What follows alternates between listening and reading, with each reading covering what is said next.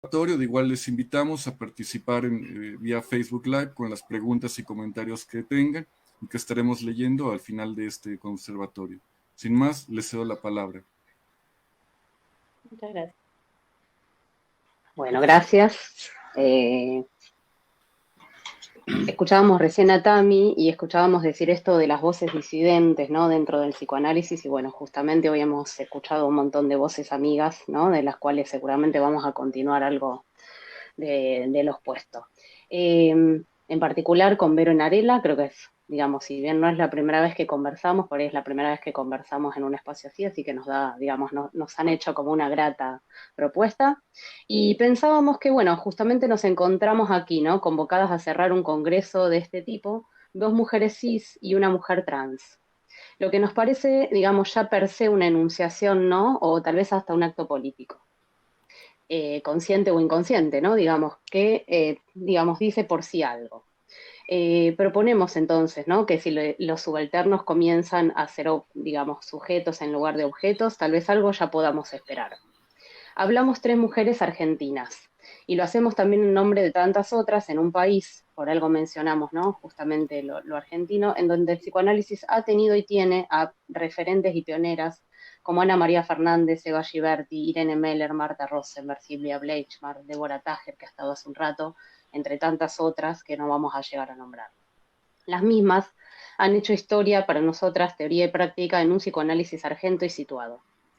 Se ha mencionado hace un ratito y coincidimos con ello que acá en Argentina el psicoanálisis, favorablemente o no, es, si bien preferentemente accesible a la burguesía, también ha llegado o se ha colado en espacios públicos estatales, pudiendo llegar así a sectores en lo cual, digamos, sectores que de otra manera no hubieran podido arribar, acceden, digamos, a prácticas con psicoanalistas, ¿sí? Centros de salud, hospitales, etcétera. Esto da una configuración especial y específica con determinaciones propias. Que un psicoanálisis, digamos, que en principio puede tornarse hegemónico y francés y, digamos, las variantes que podamos mencionar al respecto pueda llegar a determinados sectores, en ocasiones se constituye no necesariamente un privilegio ni un beneficio. Y esto es en tanto, con los mismos lentes, ¿no? Con los que se arriban, digamos, a otros sectores, se trata de interpretar y analizar a subjetividades que se encuentran en el campo de los oprimides o de las disidencias. Es entonces que, puestos acá a hablar, hemos decidido llamar a la ponencia Escapar del psicoanálisis como pregunta, tomando en principio un libro de Ribon que lo menciona como afirmación. Nos preguntamos entonces una pregunta que en principio no cerramos, digamos, como con una respuesta única y posible, pero nos preguntamos a su vez quién es el sujeto que realiza esta pregunta. ¿Quiénes son los que se plantean o quiénes están, digamos, en ese momento de enunciación en la cual hay parece una fuga o un escape del psicoanálisis? ¿Son los psicoanalistas? ¿Son los pacientes? ¿Son los estudiantes de psicología? Seguramente Nare algo de esto también, digamos, va a recorrer con respecto, digamos, a su recorrido. Dando una vuelta más, ¿es necesario escapar del psicoanálisis? ¿Hay un solo psicoanálisis? ¿Hay otro psicoanálisis posible? ¿El psicoanálisis puede ser solo uno? O, como decíamos recién, también hay voces disidentes que plantean, digamos, otros escenarios posibles. Quienes estamos acá nos consta que hay quienes, al menos en Argentina, digamos, y en forma bastante repetitiva, huyen de ciertos divanes y se acercan en torno, digamos, a una búsqueda que nombran como, al menos aquí aparece, sobre todo en Buenos Aires, con analistas con perspectiva de género. Se podría decir que una perspectiva que incluya el género debería ser algo que va de suyo, pero esta huida, esta expulsión de determinados, digamos, consultantes nos corroboran que eso no es así, que esto no es algo que vaya, digamos, de suyo.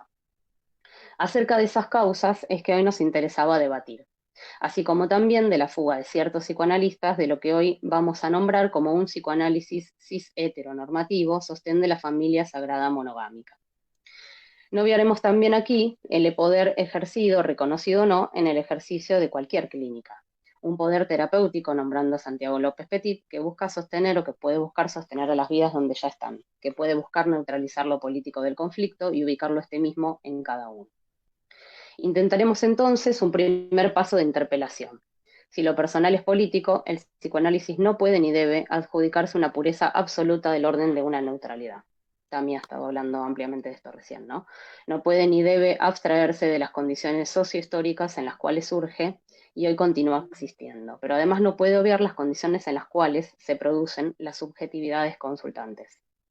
La pretensión de neutralidad y objetividad en las cuales se proponen, al menos aquí en Buenos Aires, algunos analistas, parece ubicarlos en condiciones espirituales ajenas a condiciones de existencia posibles. Por otra parte, el psicoanálisis que, digamos, nace justamente en un plano subversivo, digamos, en el terreno de la sexualidad, ha comenzado a tornarse en ocasiones represor, represivo, patologizante de las prácticas erótico-amatorias que no se ajustan a la heteronorma. Voy a citar una frase de Foucault, del tomo 1 de la Historia de la Sexualidad, donde nos dice: ¿por qué caminos hemos llegado a estar en falta con nuestro sexo? Vamos a retomar esta pregunta para decir, ¿por qué caminos el psicoanálisis ha perdido su fuerza disruptiva, subversiva al respecto de la sexualidad, para terminar convirtiéndose en otro dispositivo de poder que ejerce su tarea de sostén del régimen?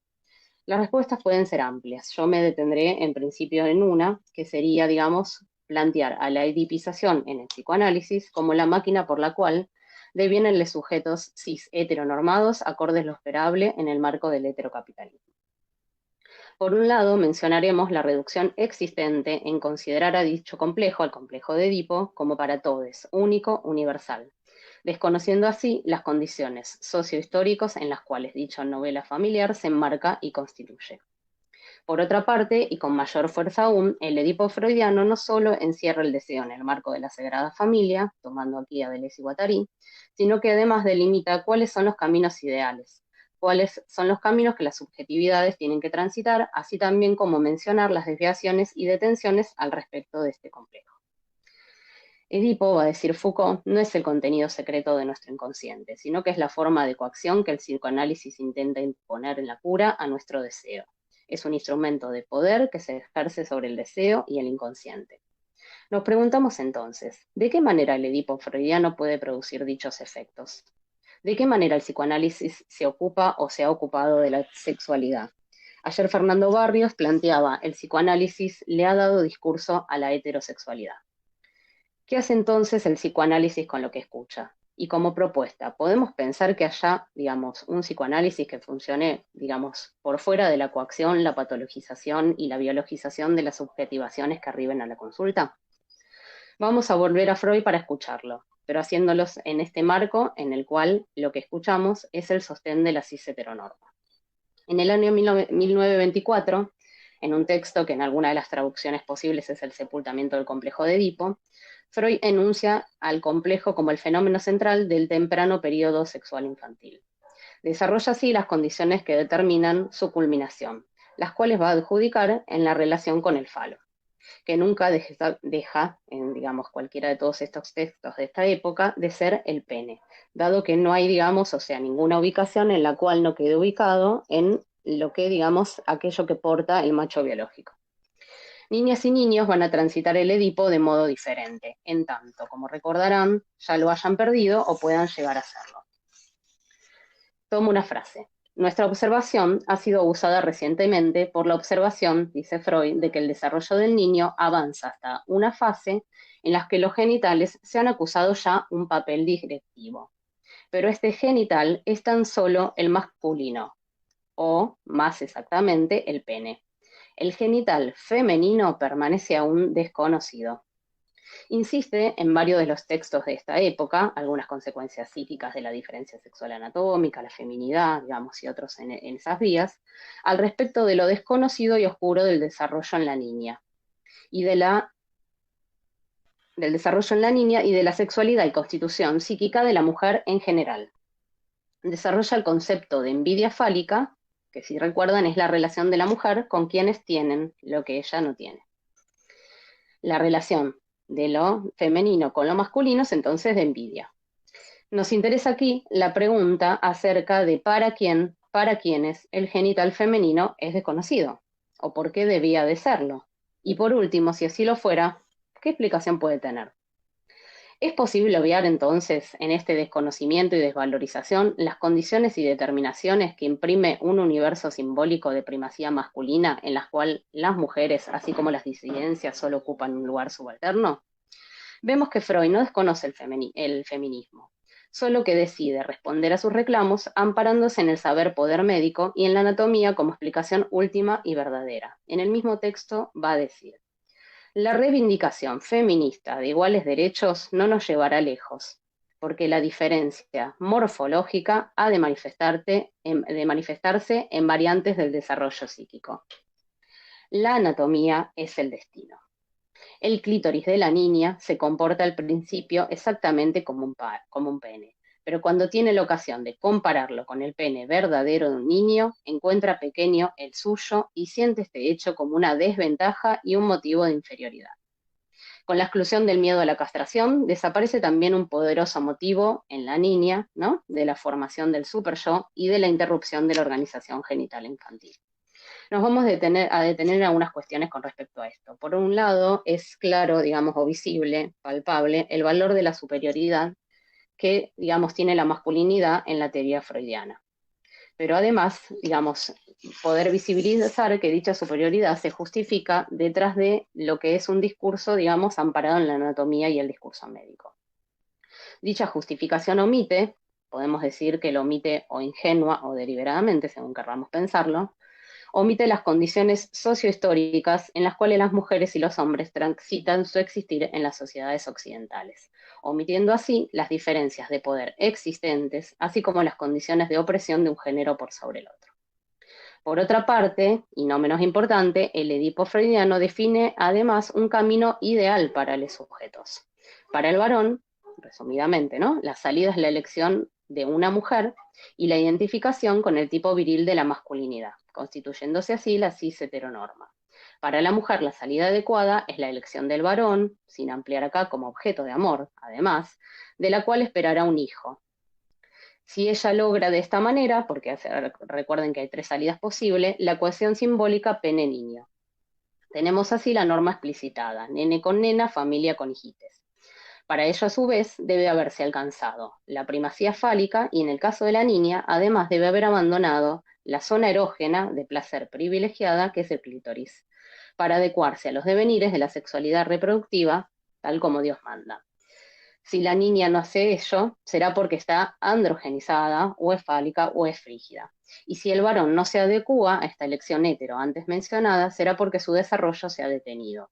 Recordemos esta carta que Freud, digamos, escribe a la madre de un paciente. Dice: la homosexualidad no es una ventaja, no es nada de lo que haya que avergonzarse, no es un vicio, no es una enfermedad, pero sí la consideramos una variación de la función sexual, originada en una detención del desarrollo sexual. Cuando me pregunta si puedo ayudarla, le dice a la madre, ¿no? Supongo que quiere decir si yo puedo acabar con la homosexualidad de su hijo y reemplazarla por la normalidad, o sea, la heterosexualidad. La respuesta es que no. Finalizado este recorrido freudiano, podemos tal vez entender por qué es insistente y necesario escaparse de cierto psicoanálisis, de cierto disciplinamiento que puede ejercerse a partir, digamos, de estos parámetros. Nuestro desafío será entonces estar a la altura de una escucha que, como dijimos previamente, no esté al servicio de sostener lo que se erige como normalidad, no sostener disciplinamientos detrás de explicaciones anatómicas y no patologizar lo que se erige por fuera de estas aparentes normalidades. Consideramos que los consultantes ya están advertidos, pero nosotros debemos recoger ese guante. La epistemología de la diferencia sexual está desde hace tiempo en franca transformación, y algunos psicoanalistas solo se enteran para dar explicaciones nuevamente patologizantes, disciplinatorias y normativizantes. Por último, y retomando Preciado, tal vez sea momento de dejar de ocuparnos, ¿no?, de las mujeres y las disidencias, para seguir explicándoles, y es momento de que organicemos espacios para hablar, como dice Preciado, de los hombres cis blancos, heterosexuales y burgueses, que son quienes aún se arrogan el derecho a hablar. Hablemos del privilegiado y ya no del oprimido, deseemos que el subalterno por fin pueda hablar y deje de ser hablado. Muchas gracias.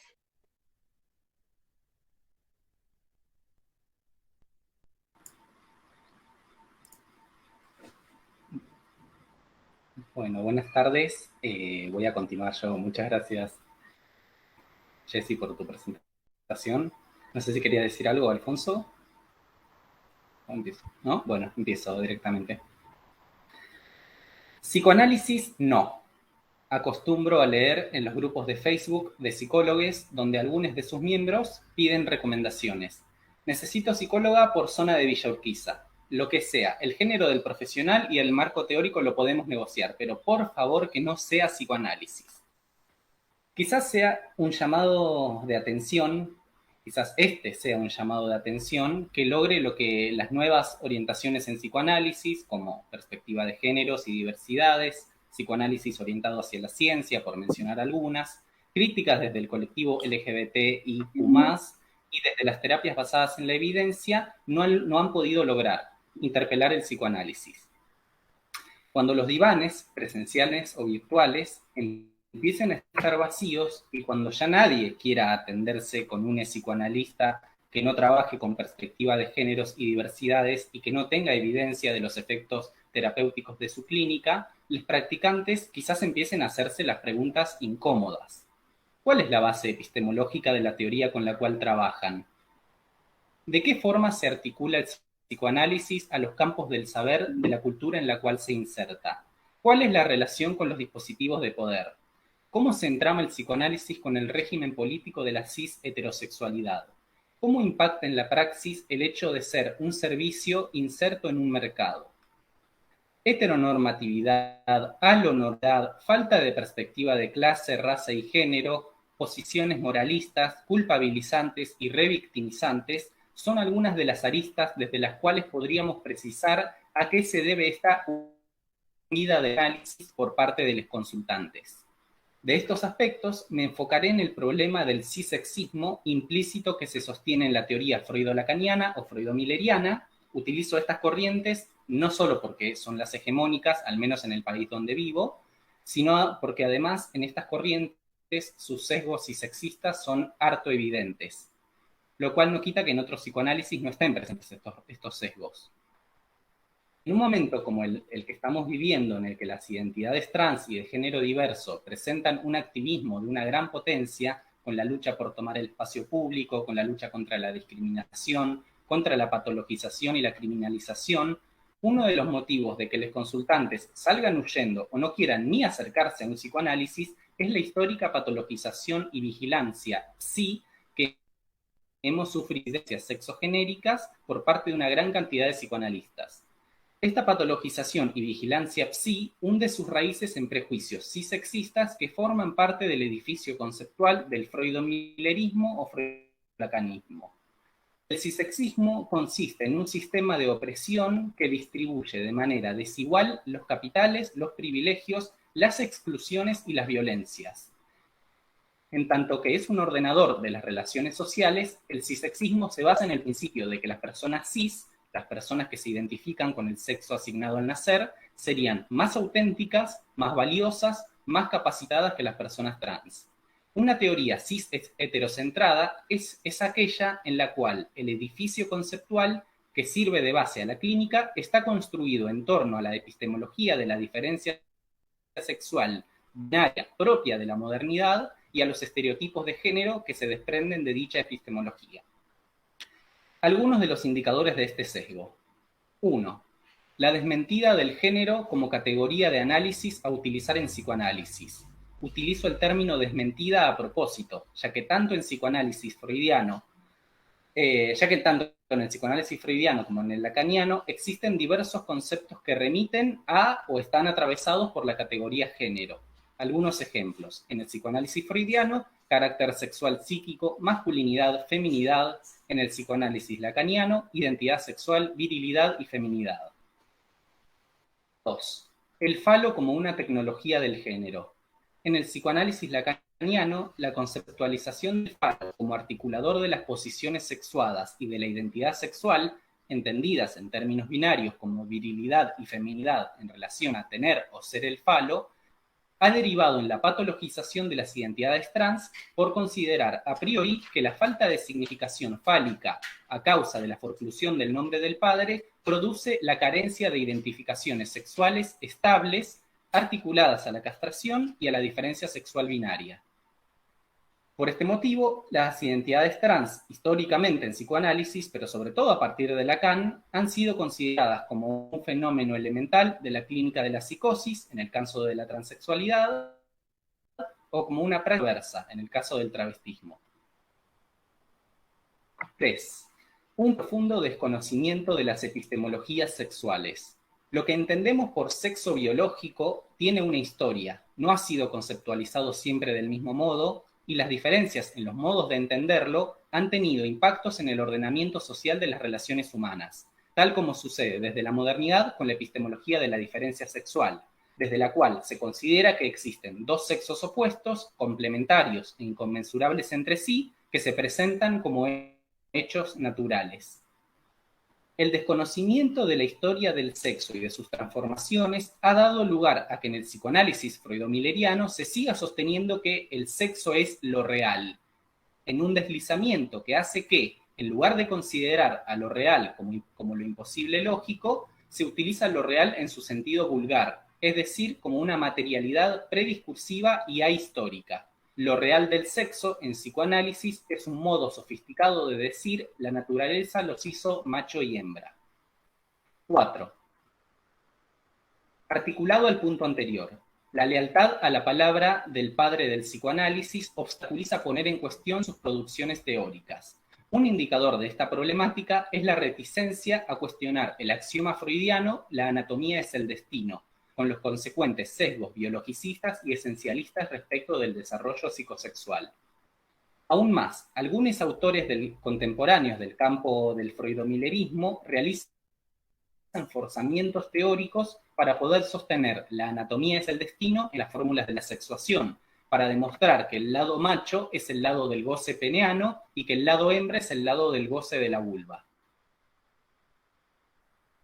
5. La dependencia del psicoanálisis de la narrativa del cuerpo equivocado. Las teorías freudomillerianas sobre la transexualidad han tomado como fuente principal la teoría psiquiátrica estadounidense de las décadas del 50 y 60, que definieron a la transexualidad como la convicción en un hombre biológicamente normal de pertenecer al otro sexo y, en consecuencia, demandar intervenciones quirúrgicas para modificar su sexo. Esta definición forma parte de lo que la autora trans Sandy Stone llamó la narrativa del cuerpo equivocado. Este modo de entender la transexualidad, que surgió en la psiquiatría y que luego se continuó en el psicoanálisis, produce el sesgo de pensar que se trata de la única presentación posible de una identidad trans. Además de que implícitamente sostiene la idea de que habría un cuerpo correcto. 6. Lo que se llaman posiciones sexuadas, modos de goce femenino o masculino, lado hombre, lado mujer, ya están atravesados por el sistema de sexo-género o la matriz heterosexual. Seguir denominándolos de esa manera, aunque se aclare que no refieren a hombre y mujer en su sentido común, produce el efecto performativo de reificar la masculinidad y feminidad. 7. En lugar de poner en cuestión los supuestos cisexistas de la teoría, muchos autores han respondido al menos de 3 formas distintas. La primera, con actos de demagogia. Un ejemplo reciente es el dócil al trans, de Jacques Alain Miller, con prácticas de pinkwashing, como un lavado de cara a la teoría para presentarla como LGBT-friendly, pero manteniendo los fundamentos intactos. Algunos ejemplos: postular un goce queer, un goce diverso y disidente, un goce trans, en el inconsciente no existe la diferencia entre los sexos, todos somos trans, el inconsciente es queer, y un largo etcétera. Y finalmente, una tercera posición, que es una posición reaccionaria y conservadora, pero que está articulada a las otras dos, que, frente a las interpelaciones teóricas y políticas, responde defendiendo a capa y espada la palabra santa de los maestros y tomando como un ataque lo que en realidad son críticas a la teoría. 8.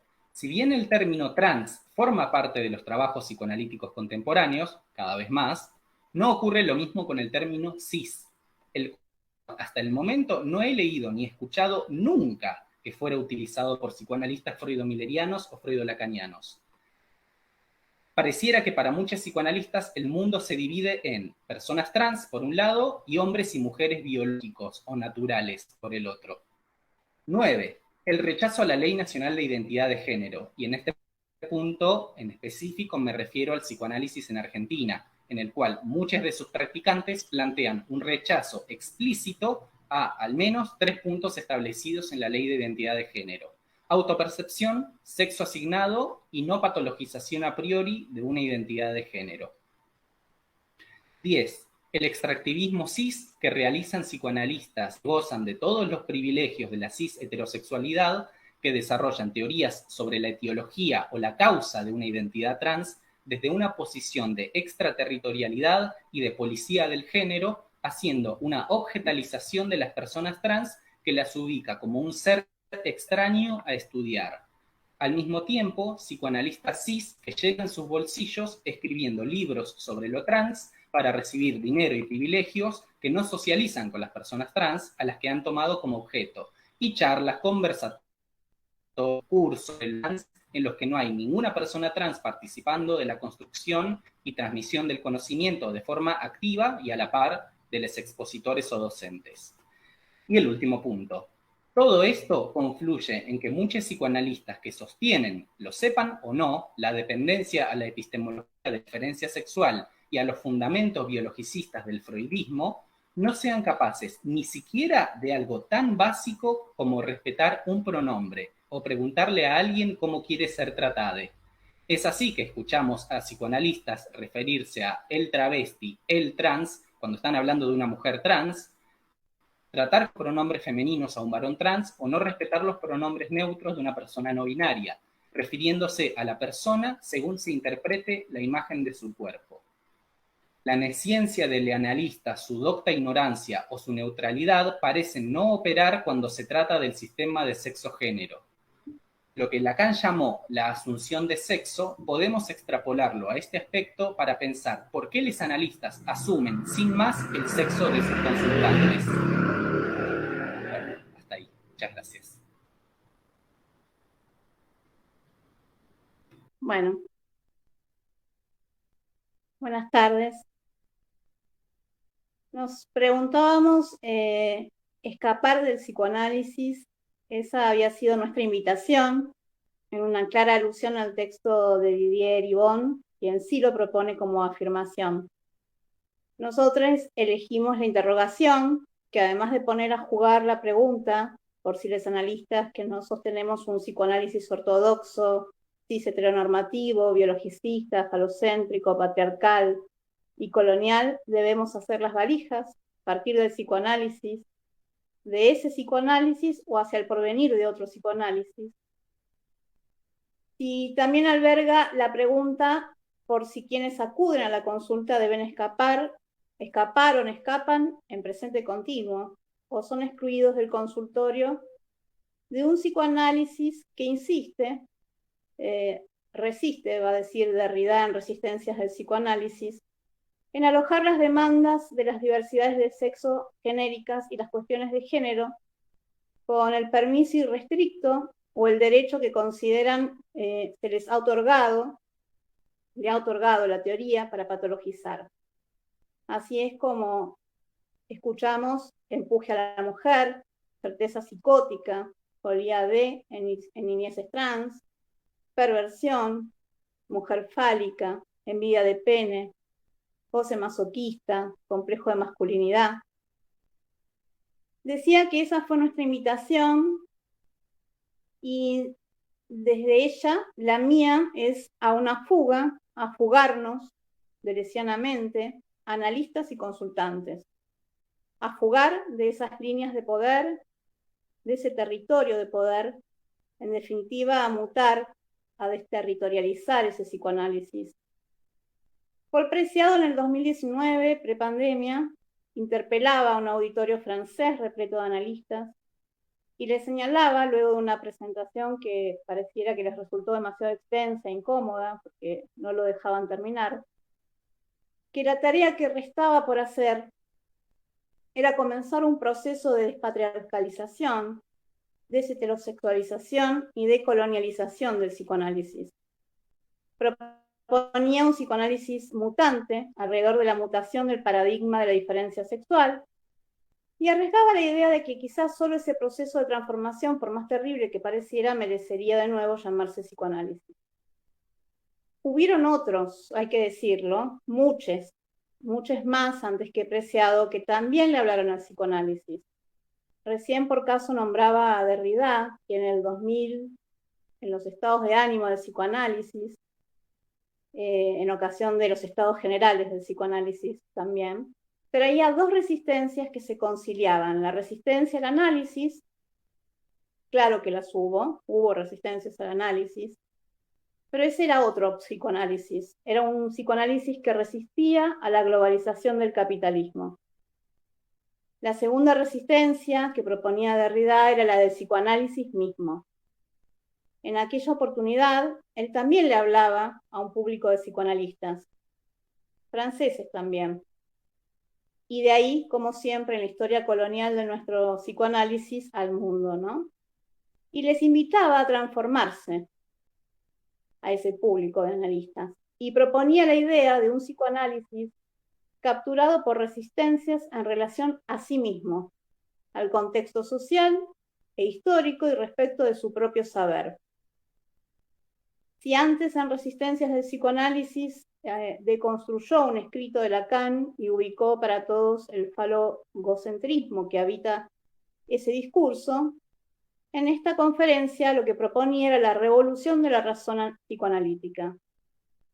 Y si seguimos el movimiento hacia atrás y también hacia los costados, ubicamos muchas más interpelándole, hablándole, intentando dialogar con el psicoanálisis, discutiéndole conceptos, epistemología, cosmovisión, historicidad, biologización, dispositivo de poder, régimen político, binarismo, colonialismo, falocentrismo, despolitización, desigualación patriarcal, violencia patriarcal. Y así pasaron Horney, Irigaray, Wittig, Judith Butler, Gail Rubin, Deleuze, Guattari, Foucault, feminismos, los Gay and Lesbian Studies, antropólogas, filósofas, psicoanalistas, estudios de género, etc. Hablaron, sí, y el psicoanálisis no siempre escuchó. Y entonces debemos hablar de los psicoanálisis, así en plural, porque algunos llevan más de 30 años, casi 40, dialogando con otros discursos, alojando interrogantes de esos intercambios y alojando también demandas. En Argentina, esos psicoanálisis tienen lugar extracurricular en la academia y fuera de ella, en espacios plurales, horizontales y antidogmáticos. Pero la hegemonía transmitida en la academia aún sigue en la jaula del dogmatismo heteropatriarcal, biologicista y colonial, para descontento de Preciado y muchos de nosotros.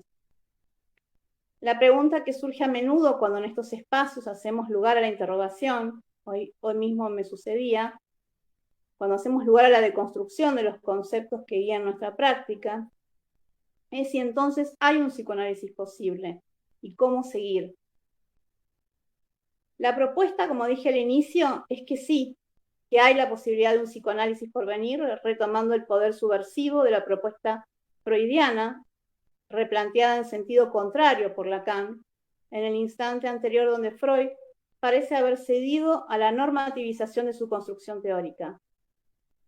Hay por venir para el psicoanálisis si sostenemos que no hay objeto natural y necesario para la pulsión, si no nos arriesgamos a desedipizar el inconsciente que mito mediante ha familiarizado el deseo, atrapándolo en los desfiladeros de la tríada edípica, si nos atrevemos a historizar esa máquina pretendidamente universal y ahistórica que tiene origen y matriz en la familia eurocéntrica tradicional, que tuvo lugar de nacimiento en el nacimiento de los Estados-nación, y que a su vez la reproduce, ¿no? Si problematizamos ese Edipo, que en tanto máquina hermenéutica se erige en productor de binarismo biológico hombre-mujer, desde una epistemología de la diferencia sexual invisibilizada en su denominación de orden simbólico, quizá haya por venir. Si enfocamos y deconstruimos ese familiarismo que esencializa a la mujer y hace de su anatomía destino, reproductor y a la vez productor de la misma máquina y el sistema patriarcal. Máquina, dispositivo que también y sobre todo es productor del par normal patológico.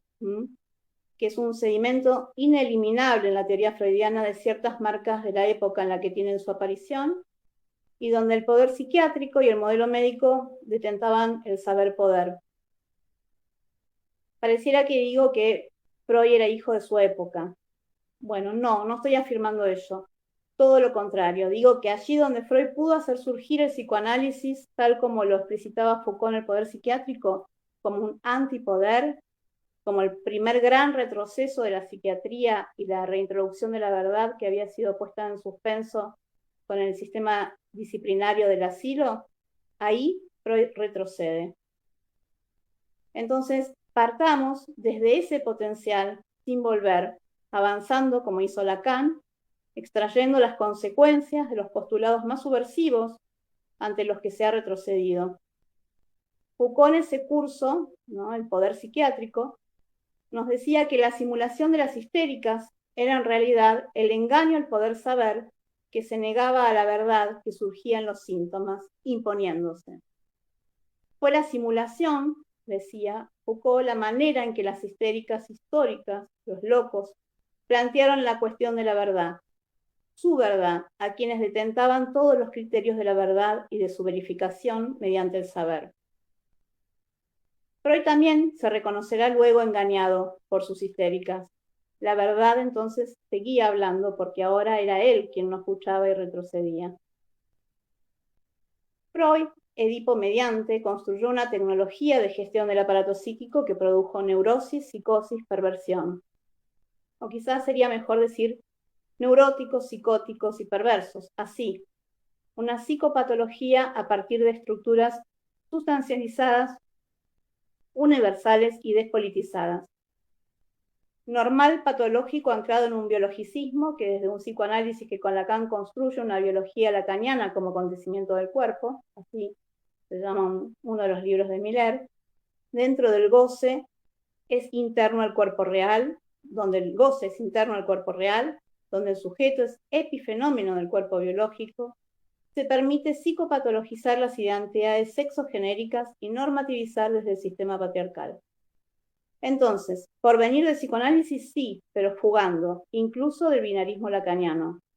Con otro Lacan, a partir de que podemos sostener que primero es el otro del lenguaje y la palabra, el verbo, donde no hay realidad prediscursiva ni un cuerpo biológico preexistente al sujeto, o sujeto como producto de la biología, donde el sujeto es pensado en inmixción de otredad contra toda tendencia individualista en psicoanálisis.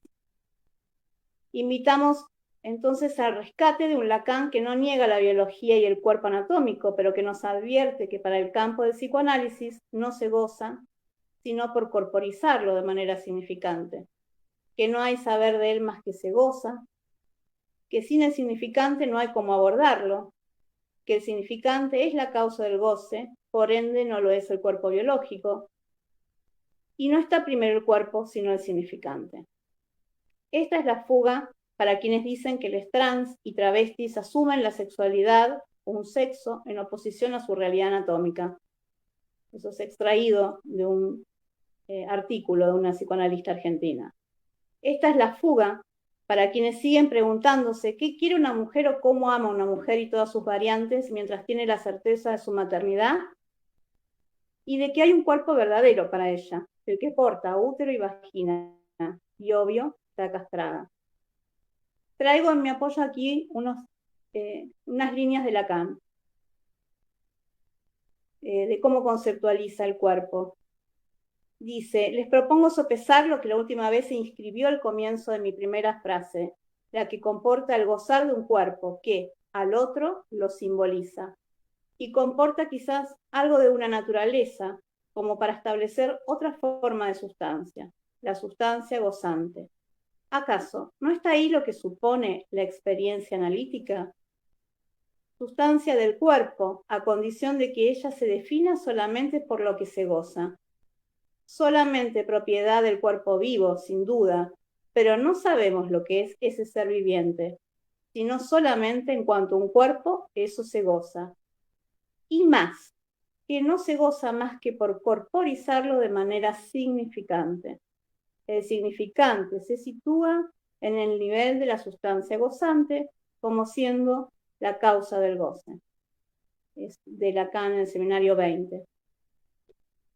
Finalmente, para terminar, traigo una frase de Ana María Fernández, nuestra querida Ana María Fernández, que respecto a las lógicas sexuales nos dice: más que proponerse interpretar los existenciarios que han inaugurado,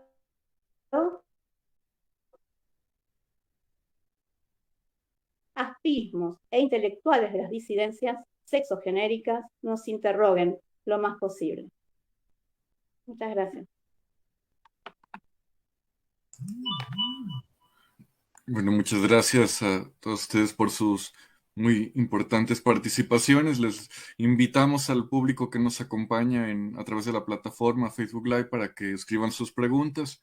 Por lo pronto les leo los comentarios que están aquí en la pizarra, que son de puras felicitaciones. Elsa Leticia, felicidades por su excelente voz y despliegue de ideas. Patricia Gerundio, hermosa Jessica Ramírez. Camila Abraham, felicitaciones Jessica, muy interesante como siempre. Cristal Yurinova, un placer escucharles. Lina Rovira, excelente Jessica, Nara Ibero, un verdadero posicionamiento político. Diego Hernán, divina Narela. Sofía Pugliese, excelente como siempre Narela. Patricia en Gerundio, te abrazo y te admiro, gracias, un placer como siempre Narela, gracias. Elsa Leticia, gracias Verónica por su presencia en este congreso, su voz, su apropiación de la palabra, asumen un lugar total de la experiencia y de la afirmación, un camino en el transcurso de la inclusión. Cristal Yurinova, gracias mil por sus posturas y resistencia. Tami, estupendas. María Luján, gracias a las tres, muy necesarias sus aportaciones. Diego Hernán, muy bueno, Vero. Ivana Sofía, un placer escucharlas. Excelente, Narela, puros comentarios de felicitaciones. Siguen lloviendo los likes. Creo que ha sido de mucho agrado y de mucho... Bueno, gracias. Gracias. Me sumo a las felicitaciones, todo un posicionamiento clínico, político, ético, que tiene muchas implicaciones en el avance de nuestra práctica. No sé si ustedes quieren hacer algún comentario, añadir algo a su presentación.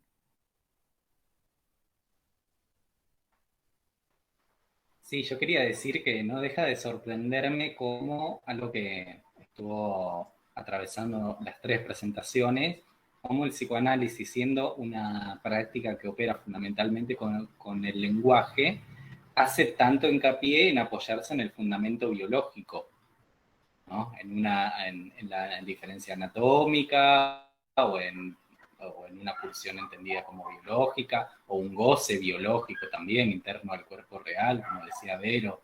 Me sorprende mucho esa gran contradicción que tiene. Sí, así es, esperemos vaya cambiando y vaya habiendo más apertura a estos discursos. Justamente la intención de este congreso, como decía el maestro Hans, esperamos pronto poder coincidir y seguir haciendo estos eventos y que pronto se puedan hacer también de manera presencial y seguir haciendo difusión en el marco de estos discursos. Maestro Gerardo, Jorge, no sé si tengan algún comentario. Si no hay más, les agradecemos infinitamente por su participación. Maestro Gerardo, adelante. Gracias. Bueno, es que es muy poco probable que en nuestro país tengamos el avance de ideas y los posicionamientos tan claros en un congreso. Lo que nosotros hemos obtenido como lecciones aprendidas es precisamente entender que la tal diferencia sexual no es anatómica y que hay otras cosas que son mucho más importantes en otro sentido, como la clínica y la política, y creo que este posicionamiento nos lleva a repensar muchas cosas que hacemos en la clínica y empezar incluso por el asunto de usar los artículos correctamente a partir de lo que Verónica, Jessica y Narela nos han enseñado. Yo estoy muy agradecido, creo que compartimos muchos puntos de vista, pero también estoy muy agradecido por la oportunidad que ustedes nos dieron a nosotros de escucharlas. No es la universidad la que les da una oportunidad, somos nosotros los que tenemos la oportunidad de escucharla y de aprender y llevarlo al trabajo a las aulas y trabajar con nuestros estudiantes en una situación que vamos 3 o 4 o 5 pasos muy atrás de ustedes. Narela, especialmente, muchísimas gracias. Jessica, Verónica, mil gracias por todo lo que nos han dejado y gracias además por tener la disposición para cerrar este congreso, porque ese es la otra cereza del pastel, es la verdadera cereza del pastel, es el cierre de una manera enorme para este congreso. Gracias por aceptar participar con nosotros, gracias por todo lo que nos han aportado, por sus comentarios, por todo lo que ha sido posible escuchar a través de ustedes. No sé, Jorge, si tenemos alguna indicación. Yo quería agradecerles por este hermoso congreso. La verdad que ha sido un nivel de excelencia maravilloso. Y sí quiero decir algo y es tratar de que todo lo que se escuchó acá haga que haya más voces disidentes dentro del psicoanálisis ejerciendo. Narela acá hace un broche de oro hoy. Bueno, Sí, muchas excelente. gracias. Yo Bueno, también estoy muy agradecida y bueno, y muy contenta además de poder presentar esto con ustedes dos, con Vero y Jessy, que son mis referentes dentro del psicoanálisis. Así que para mí es un lujo. Gracias, Narela. Es una grosa. Yo lo único que diría es que estamos haciéndonos preguntas, digo, ¿no? Me parece que con Vero y Nare nosotras nos hacemos preguntas todo el tiempo, me parece, ¿no? Retomando, si se quiere, a Silvia Bleichmar, digo, o sea, lo importante es preguntarse, me parece que es